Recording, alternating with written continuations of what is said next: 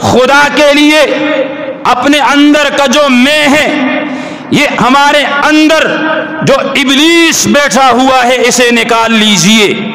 ہمارے اندر جو شیطان بیٹھا ہوا ہے، جو ہمیں کسی کے سامنے جھکنے نہیں دیتا، جس نے ہمارے سامنے باقی انسانوں کو کیڑے مکوڑوں کی مثل بنا لیا ہے، ہم اپنی انا کے اندر سرگرداں ہیں۔ قرآن میں اللہ نے کیا فرمایا کہ وہ لوگ جو صلہ رحمی نہیں کرتے، وہ لوگ جو رشتہ داروں کے ساتھ تعلقات کو قطع کرتے ہیں، وہ لوگ جو معمولی باتوں پہ رشتوں کو تیز نیس کر دیا کرتے ہیں، انہیں یاد رکھنا چاہیے کہ اولئک لہم اللعنۃ ولہم سوء الدار، کہ یہی لوگ ہیں جن پہ اللہ کی لعنت ہوتی ہے۔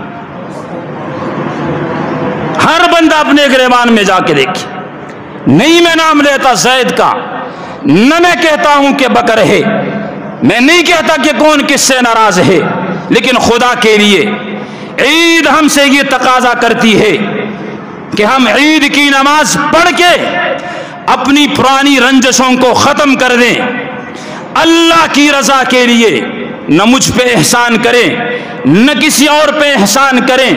اگر کسی نے آپ کے ساتھ زیادتی کی ہے، خدا کی قسم آپ جا کے اس سے ملے۔ اللہ نے فرمایا، حضور علیہ السلام نے فرمایا کہ جو اللہ کے لیے عاجزی اختیار کرتا ہے، اللہ اسے اتنا بلند کر دیتے ہیں کہ جہاں تک مخلوق کی نظر بھی نہیں جا سکتی۔ اگر یقین نہیں آتا تو کر کے دیکھی۔ یہ جو آیات میں نے آپ کے سامنے تلاوت کی ہے، انہی آیات کے پس منظر میں توجہ کیجئے گا، انہی آیات کے پس منظر میں پیارے حضرات علماء کرام نے یہ لکھا ہے کہ صلہ رحمی واجب ہے۔ صلہ رحمی کیا ہے؟ رشتہ داروں سے تعلقات کو جوڑنا واجب ہے، واجب، اور ان سے تعلقات کو قطع کرنا، ختم کرنا یہ حرام ہے۔ یہ کیا ہے؟ حرام ہے۔ ہمارا معاشرہ ہی عجیب ہے۔ میں نے پہلے ہی آپ سے بات عرض کی کہ ہمارے لیے بڑا لمحہ فکریہ کیا ہے کہ ہماری اندر کی میں ختم ہو، بولو تواڈے اندر تو ہے ہی نہیں نا، میں اپنی بات کر رہا ہوں کہ ہماری اندر کی جو انا ہے وہ انا ختم ہو۔ اس شاعر نے کیا، اس نے بہت زبردست قسم کی بات لکھی کہ مٹا دے اپنی ہستی کو اگر کچھ مرتبہ چاہیے۔ کیا لکھا ہے اس نے؟ کہ مٹا دے اپنی ہستی کو اگر کچھ مرتبہ چاہیے، کہ دانہ خاک میں مل کر گلے گلزار ہوتا ہے۔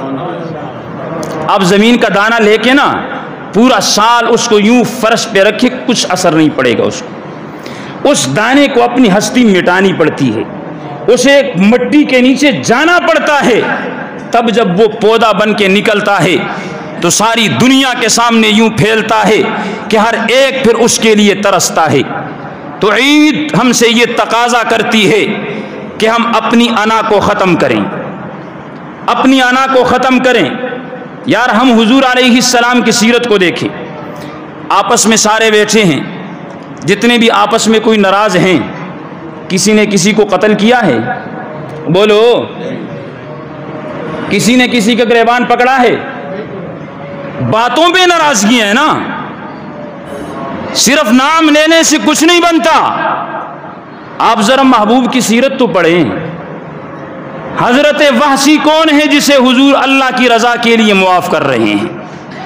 پتہ ہے حضرت وحشی کون تھا؟ جنہوں نے پیارے پیغمبر کے چچا سید الشہداء حضرت حمزہ رضی اللہ تعالی عنہ کو شہید کیا تھا، اور صرف شہید نہیں کیا تھا بلکہ ان کے چہرے کو مسخ کیا تھا، ان کے اعضائے رئیسہ کو کاٹا تھا۔ لیکن میرے اور آپ کے پیغمبر کے سامنے جب وہ کہتا ہے اسلام لانا چاہتا ہوں، تو پیارے پیغمبر نے اپنے اس جو حضور علیہ السلام کا ذاتی معاملہ تھا، اللہ کی رضا کے لیے حضور نے اس کو کیا کر دیا؟ ختم کر دیا، معاف کر دیا۔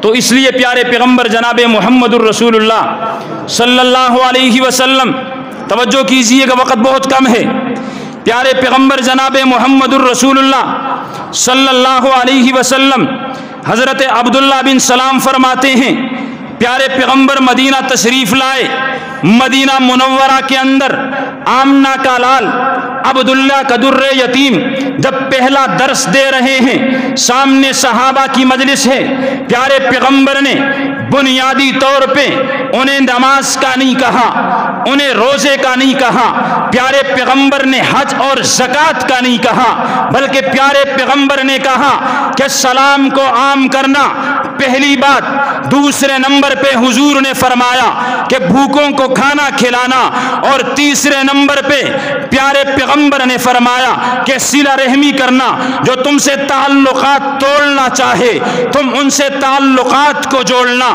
ایک اور مقام پہ پیارے پیغمبر جناب محمد الرسول اللہ نے فرمایا کہ اگر تم یہ چاہتے ہو، یہ حدیث سنیے گا، حضور فرما رہے ہیں اگر تم یہ چاہتے ہو کہ اللہ تمہاری عمر دراز کر دے، اگر تم یہ چاہتے ہو اللہ تمہارے رزق کے اندر برکت عطا فرما دے، اگر تم یہ چاہتے ہو کہ اللہ رب العزت بری موت سے تمہیں بچائے، تو تمہیں دو کام کرنا پڑیں گے۔ ایک کام یہ کہ اپنے دلوں کے اندر تمہیں اللہ کا ڈر پیدا کرنا پڑے گا، اور دوسرا یہ کہ تمہیں صلہ رحمی کرنی پڑے گی۔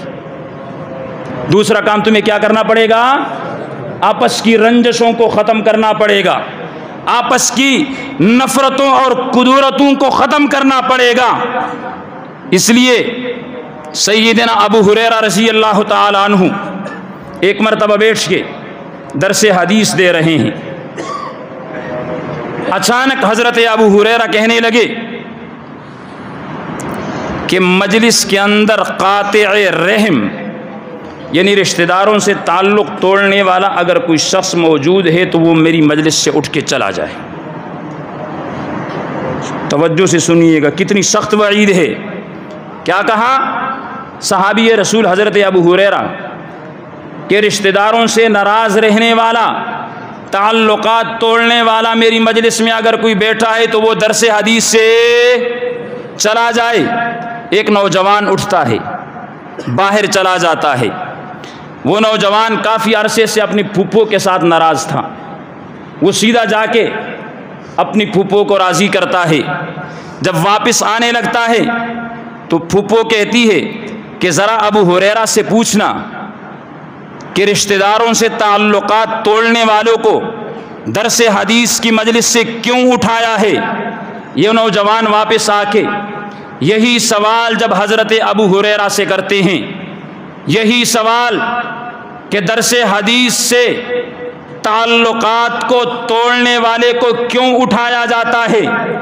توجہ کیجئے گا، حضرت ابو ہریرہ فرماتے ہیں کہ اسی طرح ہم حضور کی مجلس میں بیٹھے تھے تو پیارے پیغمبر نے فرمایا کہ اس مجلس کے اندر اگر کوئی شخص ایسے بیٹھا ہے کہ جو رشتہ داروں سے ناراض ہے، جو قطع تعلقی کو ترجیح دیتا ہے، وہ درس حدیث کی مجلس سے اٹھ جائے۔ ہم نے حضور سے یہی سوال کیا کہ یا رسول اللہ اس کی وجہ کیا ہے، تو پیارے پیغمبر جناب محمد الرسول اللہ نے فرمایا کہ جس مجلس کے اندر ایسا آدمی بیٹھا ہو